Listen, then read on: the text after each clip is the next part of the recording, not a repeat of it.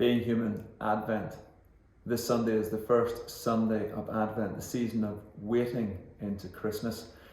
And the first thing I want to do is a little bit of Christmas myth busting.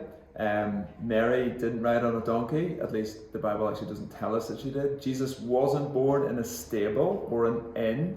In all likelihood, he was actually born in the house because there was no room in the guest room in the extra bit of the house.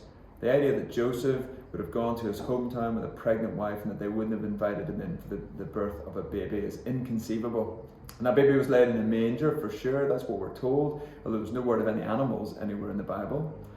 The three kings, well, that probably comes from a song again. We are told there were foreigners, there were astrologers who came to see Jesus.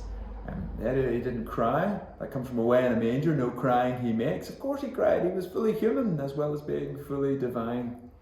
And the 25th of December came about many years later in the 4th century is when they began using that date.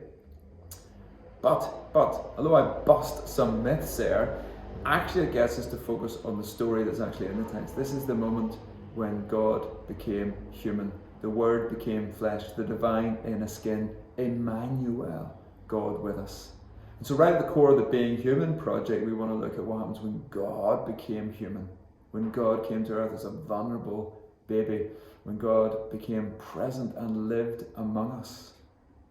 And so as we enter this Advent season, our colleague Donna has written a longer piece about that and signposts some creative resources that might be really helpful to you in this Advent season.